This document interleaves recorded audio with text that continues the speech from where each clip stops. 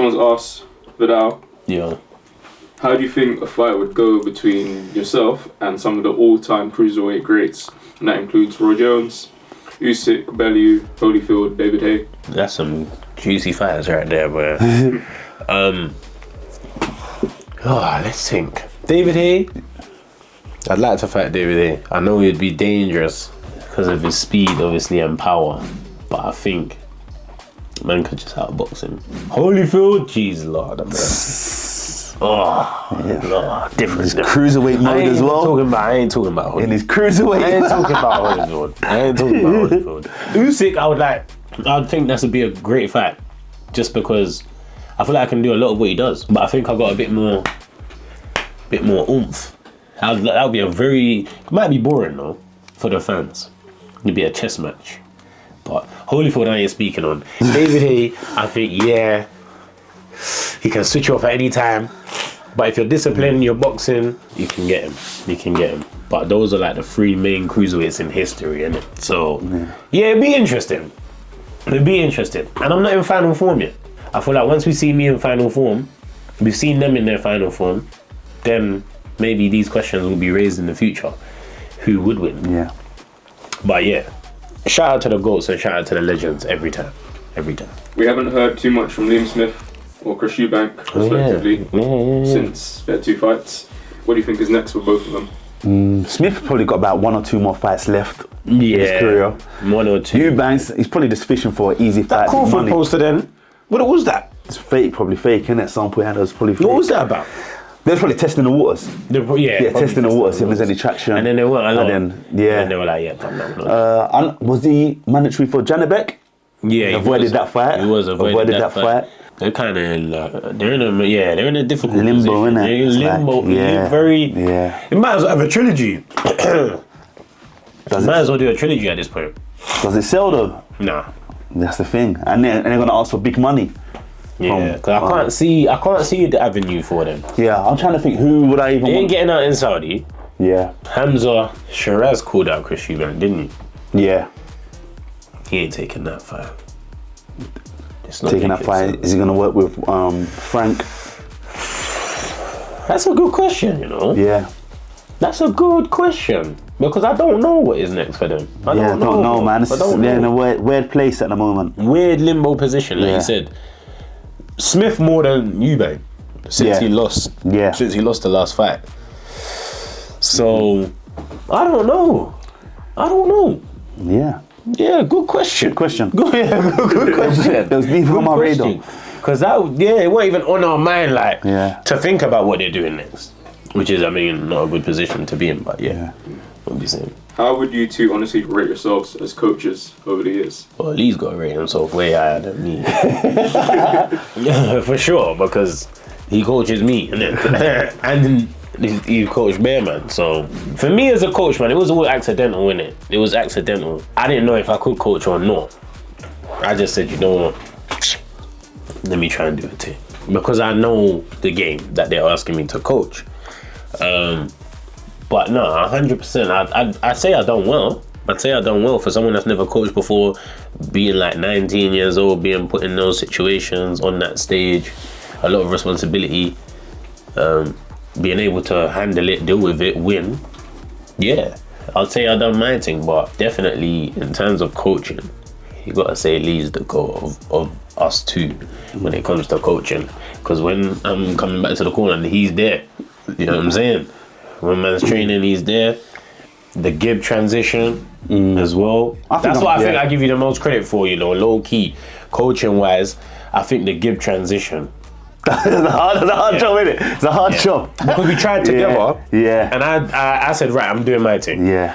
But you stuck with him though. Yeah. Stubborn Don, like hard of hearing, bro. This kid. From the physique to even his lifestyle. We changed his lifestyle. Yeah, nobody changed his lifestyle. Especially 100%. You changed his lifestyle. Gym is in his life. Yeah. Gym is in his life. And the transition, his career, you traveled with him, one on the opposing shows, shut down companies. I think that's where the credit, that's the true credit there. You know what it is? See, when I left university, I worked in a school. I was teaching maths, GCSE. You teaching maths? I was teaching maths. Where else? Okay. I was teaching maths to GCSE today, man. students. Yeah, you didn't know that. I didn't know that. Still. So I know how to teach. You know what I'm saying? So in my life, it's all been designed building up to teaching. So whether it's boxing or S&C or whatnot, I've always had that in me. And all my students that I was working with, they all passed. Because they was on the brink of getting like D's and E's. Okay. But they all got C+. So see that? I learned something today. I've done that. So teaching the maths, you know.